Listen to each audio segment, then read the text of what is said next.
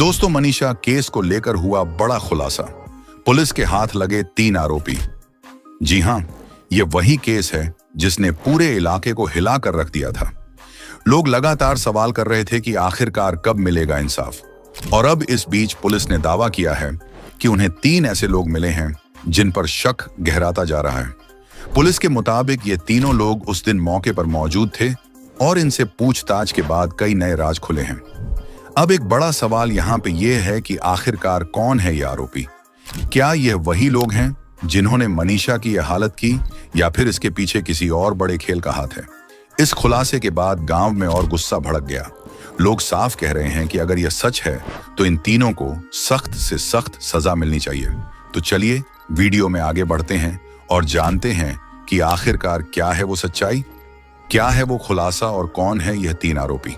जी हाँ, लेकिन वीडियो में आगे बढ़ने से पहले चलिए थोड़ा सा इस केस के बैकग्राउंड के बारे में जान लेते हैं। दोस्तों, यह कहानी है 11 अगस्त की। 11 अगस्त की सुबह का समय था। गांव के छोटे से घर में एक 18 साल की लड़की मनीषा अपने माता पिता और भाई बहनों के साथ रहती थी। वो लड़की पढ़ाई में काफी अच्छी थी और घर की इकलौती उम्मीद भी थी।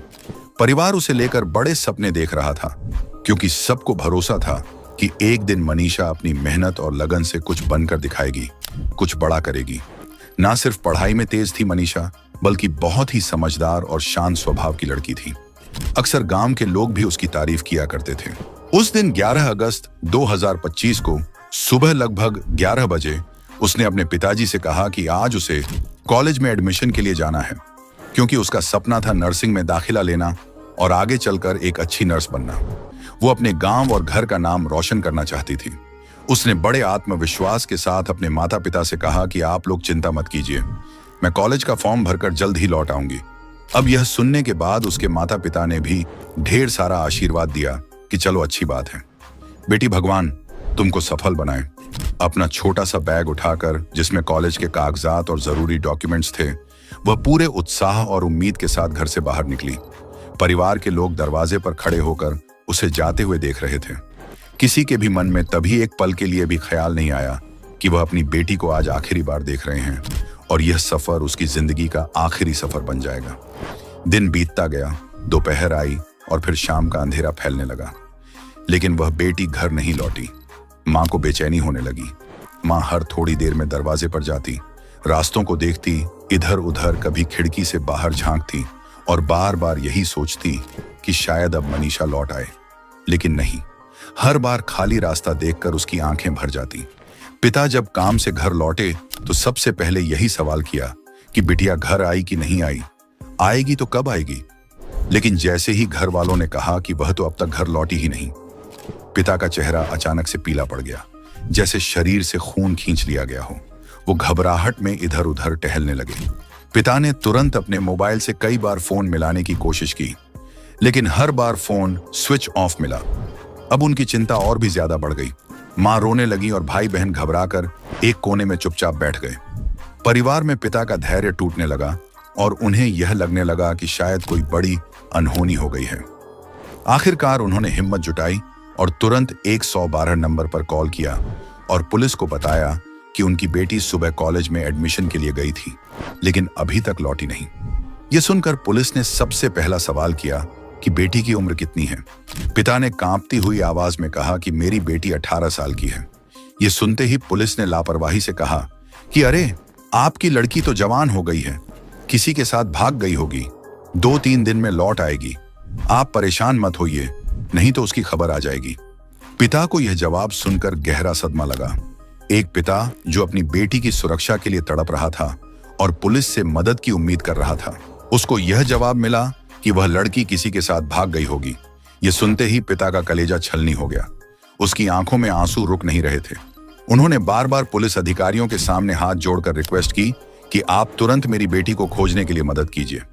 वह बताते रहे कि उनकी बेटी पढ़ाई में अच्छी है, सपना नर्सिंग की पढ़ाई करने का है, वह किसी के साथ भाग नहीं सकती। लेकिन पुलिस ने उनकी एक भी बात पर भरोसा नहीं किया और मामले को हल्के में टालती रही। थाने में बैठे हर अफसर से पिता बार बार यही गुहार लगाते रहे कि आप लोग मेरी बेटी को ढूंढिए, ढूंढिए, ढूंढिए। उधर बेटी की मौत पर हो रही राजनीति से पिता संजय परेशान हो गए। संजय ने अपना एक नया वीडियो जारी किया है जिसमें उन्होंने कहा कि उनकी बेटी की मौत के बाद से राजनीति की जा रही है। वह लगातार राजनीतिक दलों के कुछ कुछ कहने पर परेशान हो गए हैं। उन्होंने हाथ जोड़कर कहा कि कोई भी इस मामले में राजनीति न करें। वीडियो में पिता संजय ने सरकार द्वारा उनकी दोनों मांगे माने जाने पर भी संतुष्टि जताई है, इसलिए इस मामले में राजनीति न करने की पिता ने अपील की है। बता दें कि शुक्रवार को विधानसभा में मानसून सत्र के दौरान विपक्ष ने जमकर हंगामा किया था। कांग्रेस ने मनीषा की मौत और लॉ एंड ऑर्डर को लेकर काम रोको प्रस्ताव दिया था। इस प्रस्ताव पर चर्चा की मांग करते हुए कांग्रेस विधायकों ने सदन में हंगामा शुरू कर दिया। वह बेटी बचाओ बेटी पढ़ाओ के पोस्टर लेकर वेल में आ गए और कार्यवाही नहीं चलने दी। मनीषा के पिता का यह वीडियो तब सामने आया जब विधानसभा में मनीषा को लेकर कांग्रेस और अन्य विपक्षी दलों ने हंगामा किया। विपक्ष ने लॉ एंड ऑर्डर को लेकर सरकार को घेरने की कोशिश की।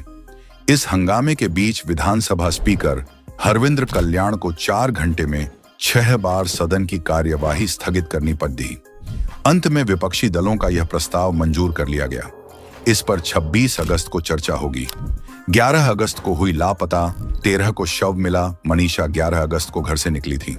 13 अगस्त को उसकी लाश मिली थी, जिसके बाद परिजनों ने हत्या की आशंका जताई। पुलिस ने मनीषा का पहला पोस्टमार्टम भिवानी के सिविल अस्पताल में कराया, मगर परिजनों ने लाश लेने से इनकार कर दिया। उन्होंने मनीषा की हत्या की आशंका जताई। उन्होंने पुलिस पर आरोप भी लगाया कि गुमशुदगी की शिकायत पर पुलिस ने कहा था कि बेटी घर से भाग गई, 2 दिन में आ जाएगी। इसके बाद सरकार ने 15 अगस्त की रात को भिवानी के एसपी मनबीर सिंह को हटा दिया। वहीं एसएचओ को लाइन हाजिर किया गया, जबकि 4 पुलिसकर्मी सस्पेंड कर दिए। मगर परिजन संतुष्ट नहीं हुए तो पीजीआई रोहतक में फिर पोस्टमार्टम कराया गया, जिसमें कहा गया कि मनीषा ने सुसाइड किया। पुलिस के मुताबिक मौके से सुसाइड नोट भी मिला। इसके बाद पिता संजय से अंतिम संस्कार की सहमति ले ली, मगर गांव ढाणी लक्ष्मण के लोग भड़क गए। उन्होंने अंतिम संस्कार न होने देने का ऐलान करते हुए गांव के रास्ते बंद कर पक्के मोर्चे का ऐलान कर दिया, जिसके बाद परिवार ने मनीषा की मौत की सीबीआई जांच और दिल्ली एआईआईएमएस से पोस्टमार्टम कराने की मांग की। 20 अगस्त को सरकार दोनों मांगों पर राजी हो गई। सीएम ने जांच सीबीआई को देने का ऐलान किया। इसके बाद मनीषा का दिल्ली एम्स में तीसरी बार पोस्टमार्टम कराया गया। वहां से लाश वापस भिवानी अस्पताल लाई गई, जिसके बाद 21 अगस्त को मनीषा का अंतिम संस्कार कर दिया गया। 20 अगस्त को सरकार दोनों मांगों पर राजी हो गई। सीएम ने जांच सीबीआई को देने का ऐलान किया। इसके बाद मनीषा का दिल्ली एम्स में तीसरी बार पोस्टमार्टम कराया गया। वहां से लाश वापस भिवानी अस्पताल लाई गई, जिसके बाद 21 अगस्त को मनीषा का अंतिम संस्कार कर दिया गया। 22 अगस्त को डीजीपी पहुंचे भिवानी, प्रकरण पर दी जानकारी। हरियाणा के डीजीपी शत्रुजीत कपूर ने 22 अगस्त को भिवानी में मनीषा मौत केस को लेकर प्रेस कॉन्फ्रेंस की। उन्होंने कहा कि हमने एक यंग बिटिया को खो दिया।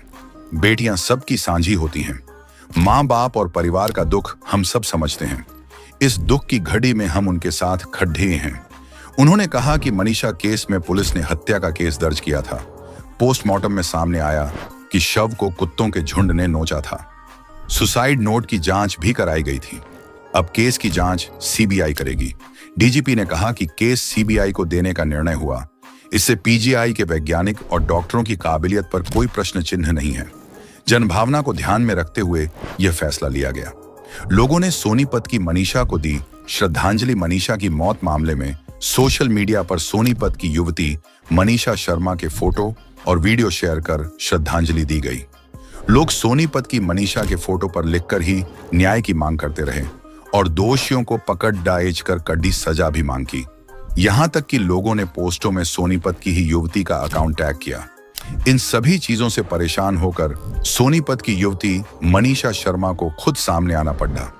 उसने एक वीडियो शेयर कर कहा है, वह मैं नहीं हूं।